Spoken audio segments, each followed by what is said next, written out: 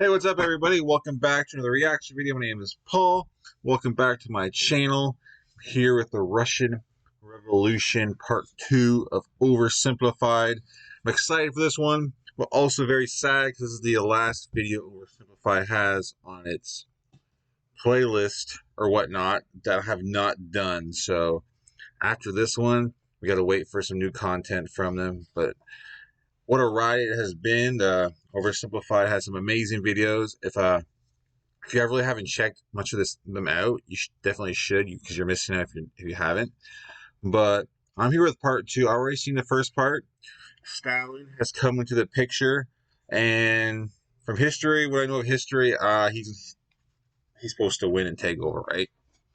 Unless this is like his brother or cousin or something that I don't know about, and then he gets killed, and maybe I don't know. We're gonna find out, guys. Russians. Let's see what's going on here, boys and girls. Before we do, please hit that like and subscribe button. Thank you very, very much. And let's get to it, guys. Let's get to it. I'm excited. All right, full screen, part 2. While Nicholas had been busy playing with his new best friend, tensions in Europe had been... Of course, we got this, like, I don't know, man. That guy is scary, man. That guy, I forget what his name is, but God, that guy is freaky, man. All right, let's start back up here. Sorry. While Nicholas had been busy playing with his new best friend, tensions in Europe had been rising. It just so happened that in 1914, one Archduke Franz Ferdinand of Austria-Hungary went for a drive with the top down in Sarajevo. One thing leads to another, and suddenly Russia found itself at war with half of Europe. A wave of patriotism swept through Russia. The capital was renamed to Petrograd because St. Petersburg sounded a bit too German. Even revolutionaries were getting on board. To them, World War I was a big stinky imperialist war, but they didn't want their big stinky imperialist replaced by a foreign one. So pretty much everyone wanted Russia to win. I hope Russia loses. Geez, read the room, Lenin. Lenin hoped Russia would lose because that would help him overthrow the Tsar. As long as he did that, who cares if Germany blows up half the country? And blow up half the country, they did. An inefficient Tsarist government meant there were shortages of just about everything you need to fight a war. And if losing a teensy-weensy war with Japan upset the people, losing a giant Wyatt war like this was much worse. Soldiers were deserting, the economy was imploding, and in no time, Russia was starving. The peasants were getting more peasanty, the workers were getting more workery, all the while Germany was getting more Germanery. Dmitri, we need to win this war. I need someone with a great military mind to step in and take control. You're right. How about General Hickenlooper? How about me? You can't run the war. Who'll be in charge of the country while you're gone? Obviously, my German wife and a homeless wizard. Duh. Nicholas declared himself commander-in-chief and went to the front lines, leaving his German wife in charge while they were fighting the Germans. It wasn't a good look. And because Alexander was so close to Rasputin, people believed that he was actually calling the shots and secretly destroying Russia, and maybe even boinking her. An even worser look. At this point, a bunch of nobles just couldn't take it anymore. Rasputin is destroying the country. We have to break his magic spell over the Tsar. But how? He's magic. Oh no. Dude. Very cool. Hey, it's Rasputin. The sexy party is running a little late, but in the meantime, why don't you try one of these totally not poisoned cakes? Dude, why'd you say it like that? He's totally gonna know they're poisoned now. Shut up. I said they're not poisoned. Dude, he just ate so much poison. How is he still alive? It must be the magic. Go with plan B. Is he dead? See, Boris? I told you he was the Antichrist and you... Oh my God, I'm sorry.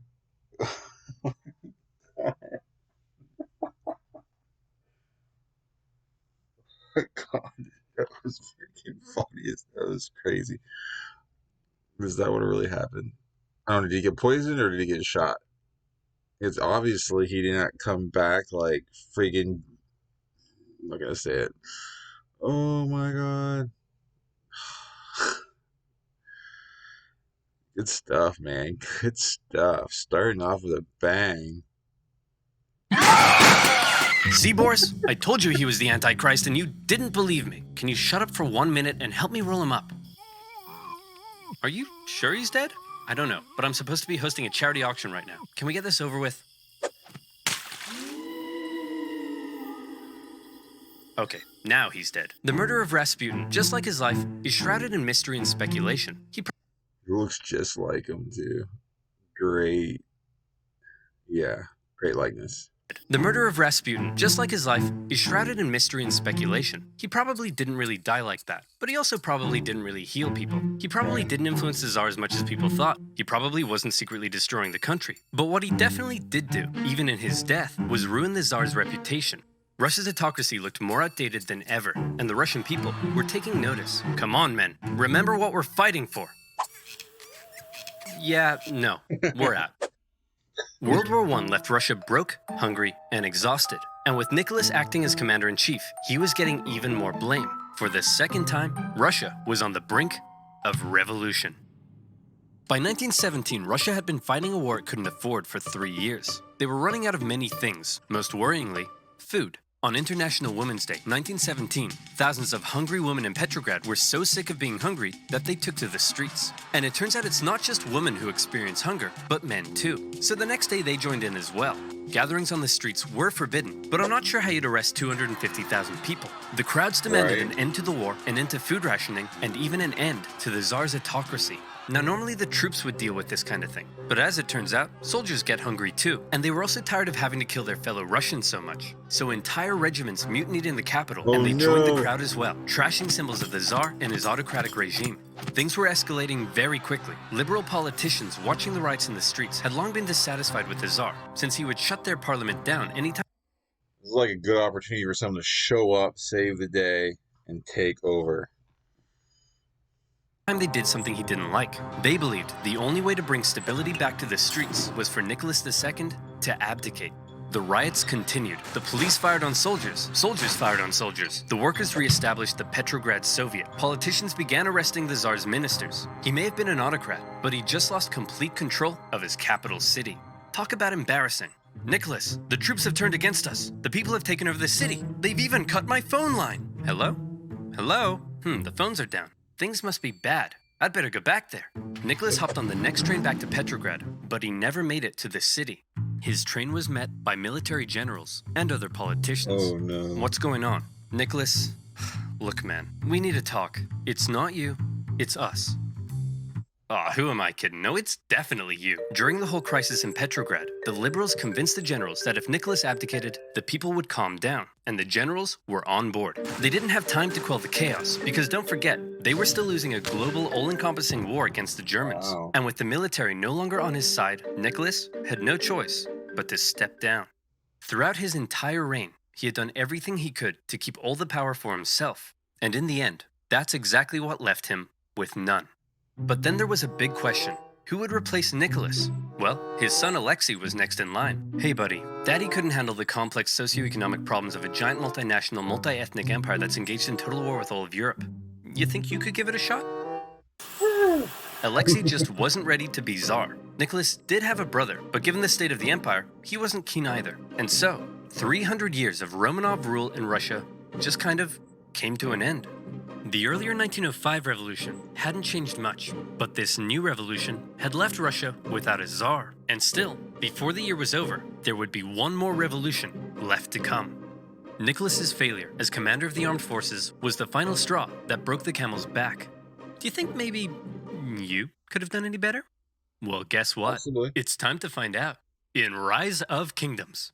Rise of Kingdoms is an epic, massive multiplayer, free-to-play, real-time strategy game. Choose from 11 historical civilizations, including Rome, China, or France. You can form alliances with other players or conquer the crap out of them in real-time strategic battles. Oh look, it's Master Tactician and Handsome General Alexander the Great. If you want my advice, the troop is the most important chess piece in a battle. In Rise of Kingdoms, each troop can be controlled. To win a battle, you need to utilize careful positioning through unique troop formations while using terrain to your advantage. I literally won the battle Empire. Here we go. Now where was I? Get it. Oh yeah. Hungry woman, absolute chaos, and the end of the Tsar. Oh, hey guys, says here there's been a revolution, and the reign of the Tsars has ended. Oh, come on, I missed another one? Why am I even in this video? Well, it's not like you could have done anything. As long as there's a world war, you can't get back to Russia. Who wants to start a revolution? Dang it! Despite getting rid of Nick, Russia was still at war with half of Europe. The Germans, however, had an idea. They thought that if they helped Lenin get back, he would cause trouble for the new Russian government. So they put him on a train. Destination: Petrograd. It was a long journey, and while Lenin was cooped up in his train, things in Russia were changing. Workers were taking control of their factories. Soldiers were socking it to their mean old officers. Without a czar, a big old power vacuum had opened up, and someone needed to fill it. The liberals proposed they be in charge, and they set up the provisional government. The workers, however, had already begun establishing local Soviets, largely controlled by the social revolutionaries and the Mensheviks. And since neither felt like they had the power to oust the other, Russia ended up in a classic dual power conundrum. The two coexisted, with the provisional government becoming the official government, and the elected Soviets issuing orders to the workers and soldiers. This power balance was delicate, and all it would take is one bold revolutionary to come along and give everyone a big-brained beatdown. Oh boy, Lenin's coming home. I can't wait for him to see all the great things we've accomplished, and I'm gonna show him my fan art. Oh look, here he comes now. Shut up, shut up! You all suck! The provisional government sucks, the Soviet sucks, even your fan art sucks! Why does he have to be so mean? In case you couldn't tell, Lenin wasn't a fan of everything that had been happening. In his April theses, he called the provisional government and the Soviets a bunch of big bourgeois bozos. And he kinda had a point. There was still a lot for the Russian people to be mad about. The provisional government hadn't got Russia out of the war, the people were still hungry, and the peasants were still hoping to get more land. Meanwhile, the Soviets hadn't done much to change things either. But even though they weren't perfect, a lot of people did like what the new government had been doing. There was progress. The secret police were disbanded, the death penalty... How's this going to turn around? I mean, it seems like right now the country's at a standstill. Everyone's still, starving and all this crap still going on, but no progress. Shit's about to hit the fan. But even though they weren't perfect, a lot of people did like what the new government had been doing. There was progress. The secret police were disbanded, the death penalty abolished. They even planned to hold elections, meaning for the first time ever, the Russian people could choose their own government. To many, Lenin seemed like some out-of-touch weirdo. If Lenin wanted to go from whiny irrelevant zero to hunky communist hero, he'd need to shake things up a bit. So he and the Bolsheviks came up with a hot new slogan that promised to give the people what the provisional government wouldn't. Peace. Don't like war? We'll end it. Land. You want land? We'll give it to you. Bread. Hungry? Scooby-Dooby-Doo. Lenin also called for all power to the Soviets, which meant getting rid of the provisional government and having the Soviets run the place. A communist dream. The people liked these slogans, and bit by bit, the Bolsheviks became more popular. Some Mensheviks even began switching sides. But even though the people thought Lenin's slogans rocked, as long as the provisional government didn't mess up, they'd continue to support it. So let's check in on the provisional government. Oh, provisional government, you've made a big mess. The provisional government lasted for just 9 months, but those 9 months were chaos. The people wanted Russia out of World War I, but Minister of War Alexander Kerensky thought instead of doing that, why not do the exact opposite? If the people saw more Russian victories, they'd have to support the new government, and that went just about as well as you might expect. These heavy defeats worsened the Russian economy and made the hungry people hungrier. And by now, I think you know what comes next. They trashed the place. More looting, more rioting, more violence. It was like the Tsar had never abdicated. Tens of thousands of armed workers took to the streets during some of the worst violence Petrograd had seen yet. Wow. And in response, Kerensky called in the troops, who opened fire on the demonstrators. For now, Lenin and other Bolshevik leaders wanted to distance themselves. Is that a real picture? Does anyone know? Man, that's crazy. Damn. Wow. He called in the troops, who opened fire on the demonstrators. For now, Lenin and other Bolshevik leaders wanted to distance themselves from the violence, but the crowds marched under Bolshevik slogans, and as a result, Kerensky, now the prime minister, took the opportunity to stamp down on the Bolsheviks. Their leaders were arrested. Lenin was accused of being a German agent, and he was forced to flee to Finland in disguise. This sucks! Now I'll never get to have my revolution. Why are you wearing a dress? It's a disguise, idiot! And it makes me feel pretty. Kerensky had successfully dealt with the violence, but he just couldn't catch a break. This increasing support for more extreme forms of socialism, along with the poor handling of the war, alarmed traditional liberals and bougie business boys. To appease them, Kerensky decided to promote a military legend to Supreme Commander of the Armed Forces, someone who hated the revolution, loved the death penalty, and was devoutly anti-socialist, General Kornilov. Hey man, thanks for the promotion. That was real swell of you. Of course, with you by my side, who would dare try to overthrow me? How about me? I did not see this coming. Unfortunately for Kerensky, Kornilov hated the liberal and socialist reforms of the new government, particularly the dumb socialist soldiers' committees. The army was no place for undisciplined left-wing snowflakes. Fearing a Bolshevik takeover was imminent, Kornilov ordered his men towards Petrograd to oust the Soviet and take over. Kerensky freaked out, and he needed help. Since he knew Trotsky was finger-licking good at organizing, he and other Bolshevik leaders were released, and they, along with the Soviet, organized the defense of Petrograd. Kornilov had the power of soldiers, but the Soviet had the power of workers. And they did what workers do best. Railroad workers diverted Kornilov's men away. Telegraph workers messed with his communications. They even infiltrated his forces and encouraged the demoralized men to desert. They were also armed en masse, but in the end, no fighting was necessary because Kornilov's coup just fell apart, and Kornilov was sent straight to prison. Everything was coming up Kerensky. Hey, thanks for the help, boys. Couldn't have done it without you. Now that there's no longer any threat, how about you, return all those guns I gave you? No. No. Oh, no! In order to kill a rat, Kerensky had just given a gun to a bear. A Bolshevik bear. The whole affair was a huge propaganda win for them. They had defended the revolution, and their popularity skyrocketed. They found themselves elected to the Petrograd and Moscow Soviets, with Trotsky even becoming chairman in Petrograd. They were now in a very powerful position. Almost powerful enough for Lenin to return home from Finland and finally stage his long-awaited communist revolution. The Bolsheviks began planning their takeover of the Russian government. Some got cold feet and began arguing against Lenin's armed revolution in favor of a more peaceful approach, and they even wrote newspaper articles about it, which kind of gave the whole scheme away. The Bolsheviks are planning an armed revolution?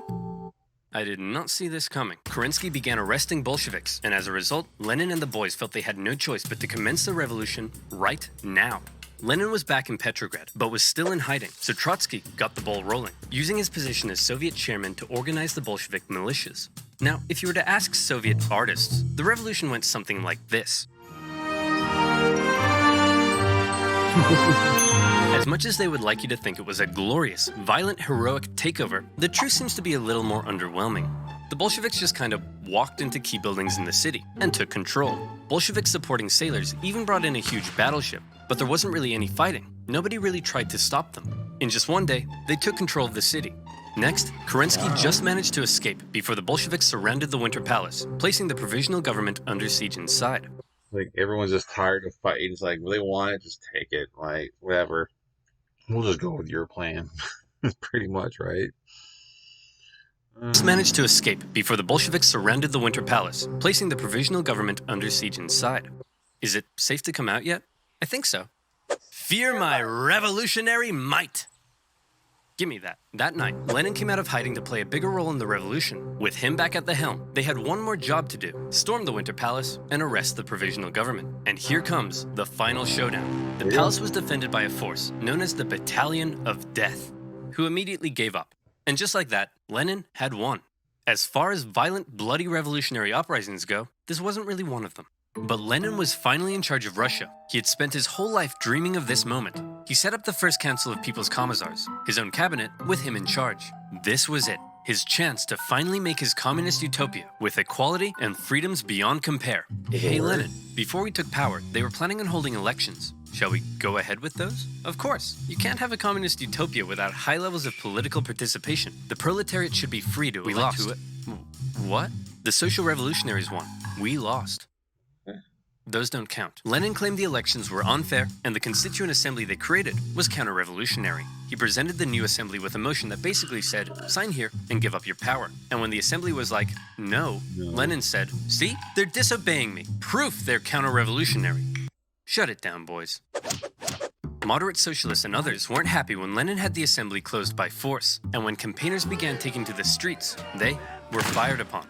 For Lenin, setting up a communist utopia was looking suspiciously like setting up a dictatorship. While he was implementing many of the communist policies you'd expect, he was also refusing to work with other political parties and cracking down on opposition. Hey Lenin, are you setting up a dictatorship? I'll shoot you if you are. Of course not. What a crazy theory. Anyway, I'm pleased to announce I'm setting up a secret police force to repress and kill traitors. And by traitors, I of course mean anyone. This guy's walking a fine line, man. He's pretty getting nipped in the butt here. They're on to you. They're on to you, dude. A secret police force to repress and kill traitors. And by traitors, I of course mean anyone not loyal to me. Owie, owie, owie, owie, owie. The assassination attempt made on Lenin's life in August 1918 failed, but in response, the Bolsheviks ramped up their oppression. But while all of this chaos was erupting back home, Lenin and the boys were also distracted by another problem. They were still at war with the Germans, and they had promised to give the people peace. So Lenin made Trotsky Commissar for Foreign Affairs and sent him off to negotiate a peace deal with the Germans. The Germans offered Trotsky really harsh terms, because they were winning the war. They demanded Russia give up a butt-ton of land, something that would be devastating to the economy. Look, I know it's not great, but I think we have to accept it. Are you insane? This will ruin us. Hey Trotsky, you got a big brain. What do you think? How about no war, no peace? What's that, Mr. Trotsky, sir? It's simple. No war means we'll stop fighting the Germans, but no peace means we won't sign the peace treaty either. Then, when the Germans say we've just stopped fighting, they'll have to leave us alone or something. Trotsky, that's genius! I could kiss you. Do you want me to kiss you?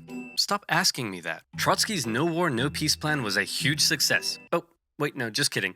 It went exactly as you'd imagine. When the Germans saw the Russians had stopped fighting, they slammed 700,000 troops deep into Russian territory with no resistance. Now, the new peace treaty offered by the Germans was way worse, with Russia losing a huge amount of territory, population, and resources. The Bolsheviks had no choice but to accept, and Russia was humiliated. With Petrograd now in an exposed position, Lenin moved the capital to Moscow, just in case. Things really weren't going well for Lenin, and many people were extremely unhappy with the Bolshevik government and its actions. Lenin, you've pissed off so many people that they've united against you. We're under attack. I didn't realize that's how it went. That's crazy. Happy with the Bolshevik government and its actions. Lenin, you've pissed off so many people that they've united against you. We're under attack. Relax, we always expected some counter-revolutionary pushback. I think we can handle a few angry monopoly men. But Lenin, it's not just the monopoly men. Okay, who are we up against? Well, the liberals, the social revolutionaries, national separatists in Poland, Finland, and the Ukraine, independent warlords setting up chiefdoms, anarchist rebels, the Green Peasant armies, the Cossacks, the Caucasian states, the Baltic states, the British, the French, the Americans, and the Japanese. Oh, and a legion of Czechoslovakian soldiers seem to have taken over the Trans-Siberian Railway and stolen all the imperial gold reserves. What? How could this get any worse? Oh, and it says here your mother-in-law is coming to stay. No! A variety of anti-Bolshevik forces had united together to topple Lenin's government, and Russia descended into a full-blown civil war. Now, the Russian Civil War was extremely intricate and would really need its own video, but essentially, the anti-Bolshevik white movement gained control of vast, underdeveloped areas, while the Bolshevik Reds controlled the industrial heartland. Using this to their advantage, along with the surprising military genius of Trotsky and the shocking disorganization of the White Army, the fortified Red Army gradually came out on top. It was an absolutely brutal conflict, with both sides committing horrendous atrocities. To maintain order at home, the Bolsheviks began the Red Terror, and the secret police would execute tens of thousands of suspected traitors. No one was safe from the violence, not even Nicholas himself. You've probably been wondering what Nicholas has been up to this whole time. Yeah. Well, after his abdication, he and his family were placed under house arrest. At first, they were allowed to live in their usual luxury, but after Lenin took over, their conditions worsened. The Bolsheviks were just holding on to Nick until they could work out what to do with him, but the Civil War complicated things. The last thing they wanted was for Nick to be freed by the White Armies. And so, to stop this from happening, Nicholas's Bolshevik guards decided to act. It's not entirely certain whether Lenin ordered it, or if the guards were acting on their own volition. But on July 17th, 1918, with White Armies approaching, they woke Nicholas and his family in the middle of the night and brought them into the basement. There, a drunken squad of Bolsheviks murdered the entire family. What? Wow. Crazy. This music does not help either. The entire family. Nicholas, the last Tsar, once one of the most powerful men alive, had met a brutal end. But after years of fighting and millions of deaths, Trotsky and his Red Army came out victorious. Wow, that was a close one. Okay, back to creating a communist utopia. How are we doing on that? Well, the Civil War helped create a massive famine and about 5 million people starved to death. There's massive inflation and the ruble is worthless. Hundreds and hundreds of kilometers of railway track have been destroyed. Disease and epidemics have killed 3 million. The population of Moscow and Petrograd has collapsed. Life expectancy has plummeted. Sailors in Kronstadt are rebelling. People are freezing to death in their own apartments and life has been reduced to a constant search for food and shelter. Whoa. Well, this just means I'll have to work twice as hard, day and night, to save the country. Nothing will stop me, short of a couple of sudden strokes. Oh my. Get the doctor. One thing you have to keep in mind is that everything I've been talking about, the Civil War, the assassination attempt, and Lenin's struggle to maintain control at home, were all happening around the same time, and it must have been extremely stressful. Lenin began getting headaches, insomnia, and in 1922, he suffered 2 separate strokes. As the Soviet Union was officially declared under a strict one-party system, Lenin's health continued to decline, and his ability to lead the Communist Party went with it.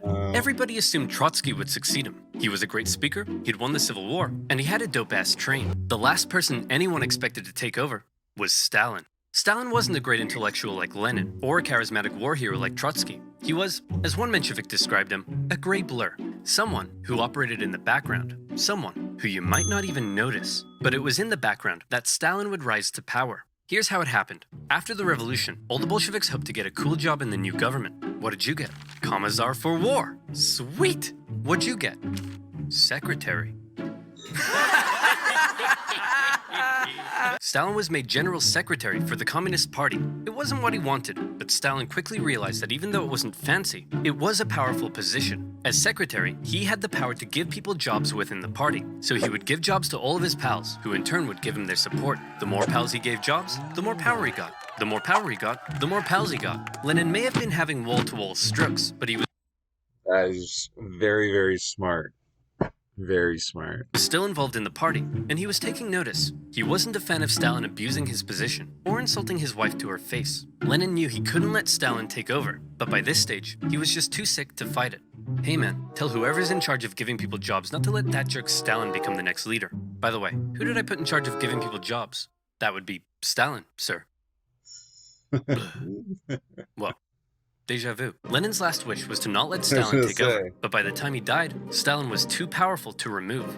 He had his remaining opponents arrested or killed. Trotsky was banished and fled to Europe. Eventually, he would be assassinated by Soviet spies in 1940. Wow. Our dear comrade Lenin has died. We should have a state funeral. No. Let's mummify him and put him on display so people can look at his dead body forever. That's gross. You're gross. Guards, kill him. Is it? Lenin had waited so long to take control in Russia, but he never got to see his communist utopia. His short time in charge was spent dealing with the destroyed Russian economy, World War I, and the Civil War. He was cruel and merciless, but he really did seem to believe communism would make Russia a better place. Stalin, on the other hand, would take the Soviet Union down a different path. If you thought Lenin was a tyrant, well, you ain't seen nothing yet, girl. A secret police state, a rapidly militarizing superpower led by a paranoid man who deeply distrusted the West, would see the world come to the brink of nuclear annihilation. That's right, I'm talking about...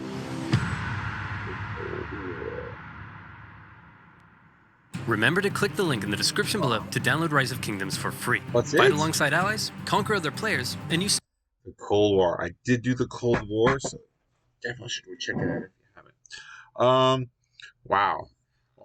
We obviously knew Stalin was going to take over, you know, but man, there's a lot going on in this revolutionary, you know, Russia revolution or whatever.